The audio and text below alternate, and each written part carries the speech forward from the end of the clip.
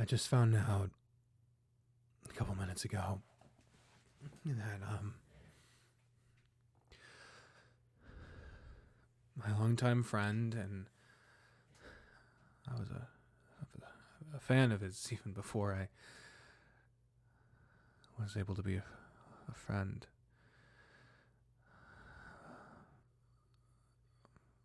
Austin is no longer with us.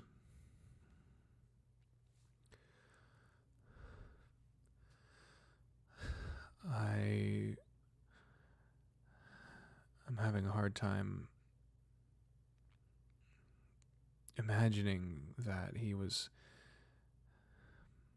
30. And I don't know the full story. It's not my place to pry. But from what we were able to gather, that there was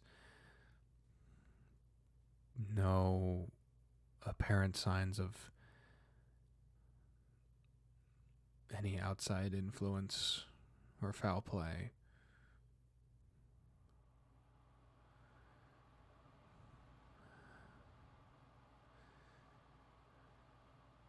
When I was growing up in Admire, I really didn't have much of anything for friends or anything to do. And I found comfort in watching shows on YouTube.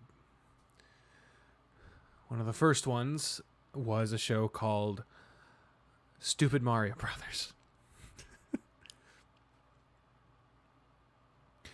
And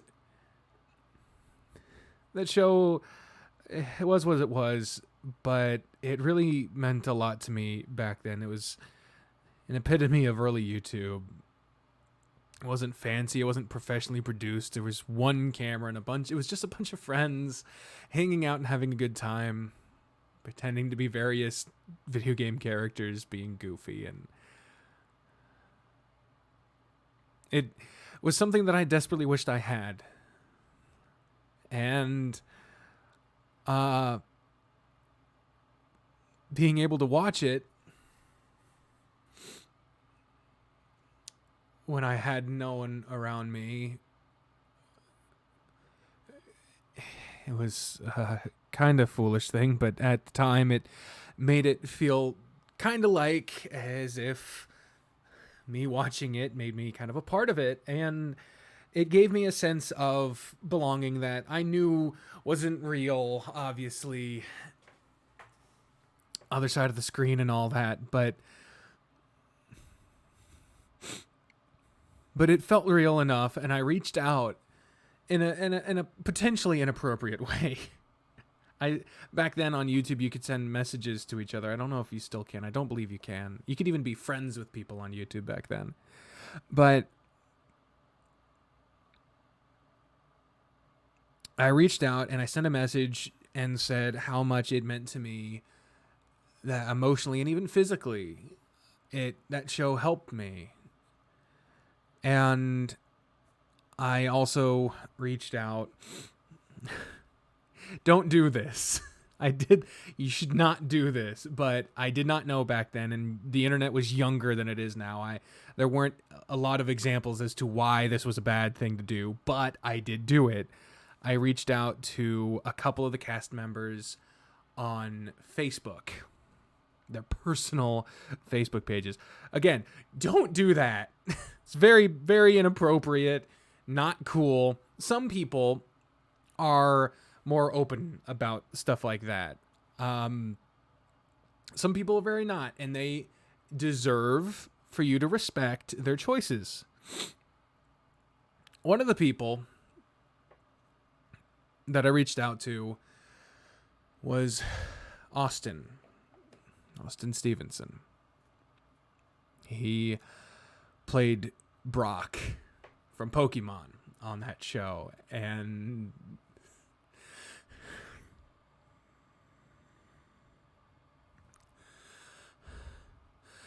And and I told him how much it meant to me that he was very kind and what? Oh, whatever. Sorry, I'm still getting messages about it. I found out from a Facebook post. Um I reached out to him and I said how much this show meant to me and uh how nice it was and how it had helped alleviate some pain I was feeling. Loneliness can really feel like a literal stab in the gut sometimes.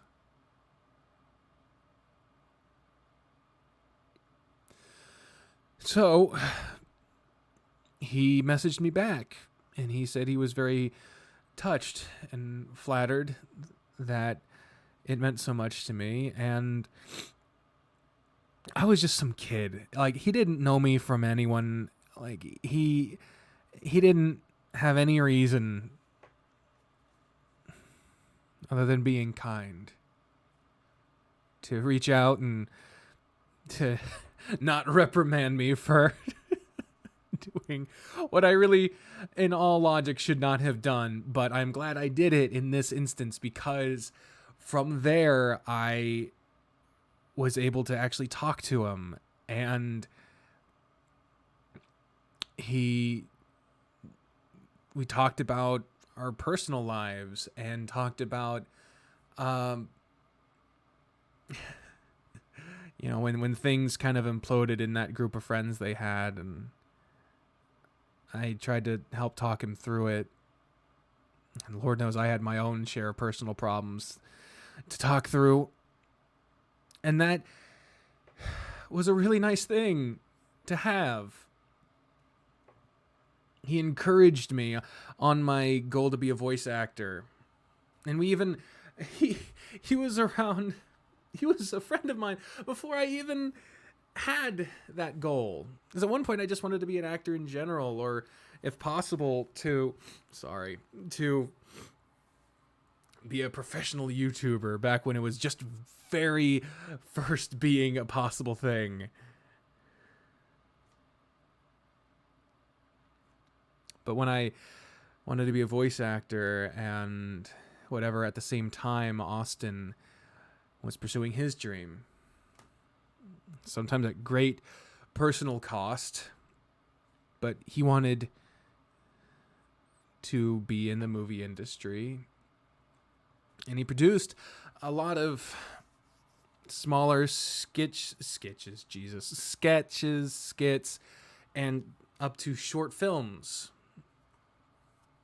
The channel Whatever We Want is home to a variety of videos ranging from comedy to serious to horror. In the case of the film that actually brought us together in person for the first time, Hammer Boys, sorry. And that was a real interesting time in my life. It was the first time that anyone really took a big fucking gamble on me. And at, again, great cost, we were actually able to meet. And I flew out, the very first time I'd ever been on a plane, flew out to California from Kansas, where I was living. And I was able to be a part of a film that he was making. And in turn, I finally got to be a part of a big group of friends goofing around in silly costumes.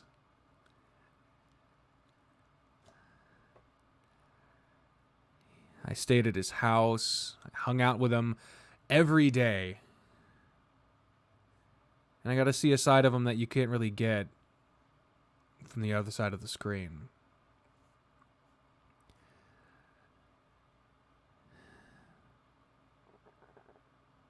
He had trouble sleeping sometimes. He would listen to Orson Welles, I believe it was. Every night, trying to get to sleep. We frequented a bar called Slingshots as many times a week as possible. Sometimes conflating the film budget for the bar tab.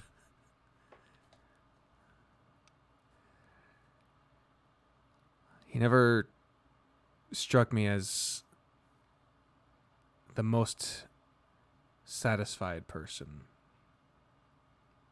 He had really happy moments, and I was there at the time when he really started to get close to Michelle, who found him that day. They were really close, and I got to see the beginning of their relationship. And after I left and came back home, they stayed together and grew even closer. From all accounts, it seemed that Michelle's daughter saw Austin as a father figure, and I'm very happy because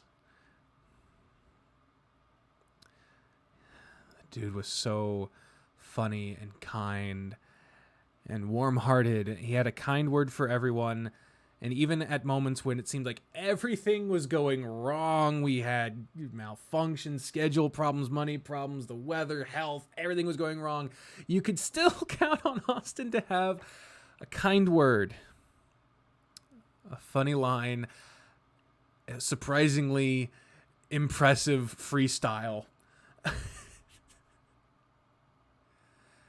And despite me not being the most cooperative while we were out there, didn't have proper medication, I was away from home, new area, not very far along in my mental health recovery. Despite all the headaches that he had to put up with, he still was a gracious host. He did everything he could to make it fun and to make a film that ain't gonna win any Oscars, but god damn it, it was some of the most fun I've ever had in my life. We had often talked about possibly getting together to film another movie, and even asked if I could narrate something for the trailer, but I didn't feel like I had proper microphone equipment at the time, and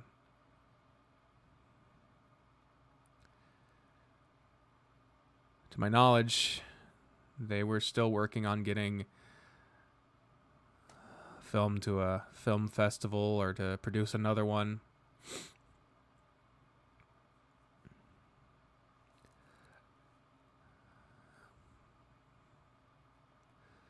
But it doesn't seem that that opportunity will come now, and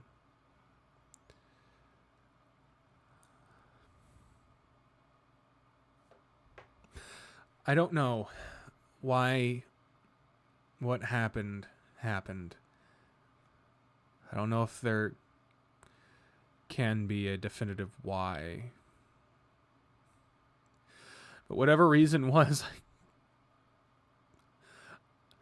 I wish it wasn't. I wish I could have, I don't know.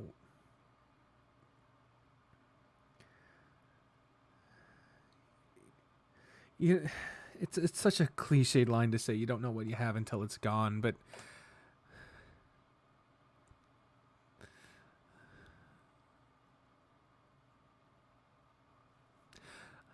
he'd been around so long in my life, and I just sort of assumed that I'd still be able to text him or whatever, and maybe get on a call with him. I remember there was a moment when I realized he would be a good dad. It was a really weird moment. Things were rarely bog standard when it came to Austin, but I was at home one day, and Austin knew I was really, and still am, very into presidential history, American history, U.S. president history.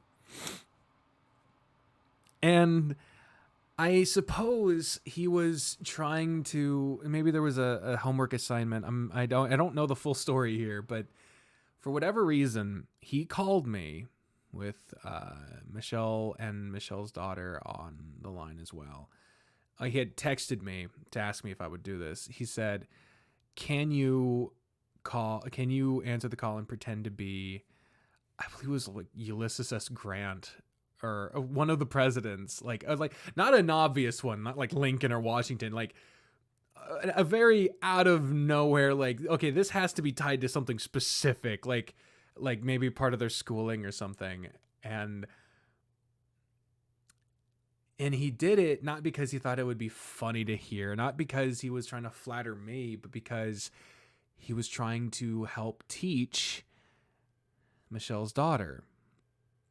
And he found a really creative and interesting way to do it. And that's how he always did things. He always found a fun and interesting way to do it. And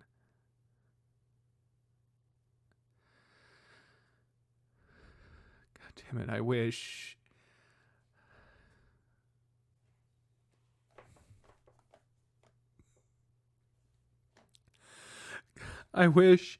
whatever her whatever led to that awful night, if there was any way it could have been prevented, I wish whatever creativity that led Austin to being able to solve all these problems, I wish it hadn't run dry.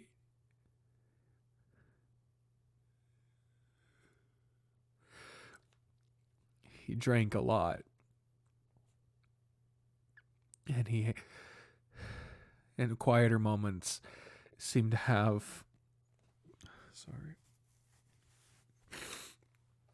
Seemed to have a lot on his mind, a lot. I asked him a lot how he was doing, if he was okay, what was on his mind, and he never wanted to bother anyone else with it. Never shared. Even when I was at my darker moments, he always put himself aside for someone else.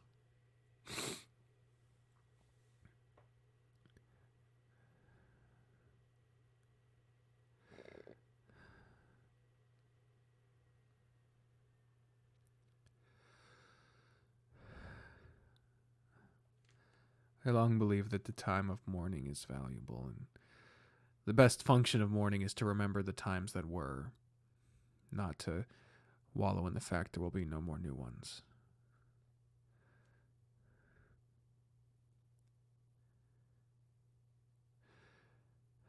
So for the times that were, the memories of the random production videos, Stupid Mario Brothers, the conversations we had, the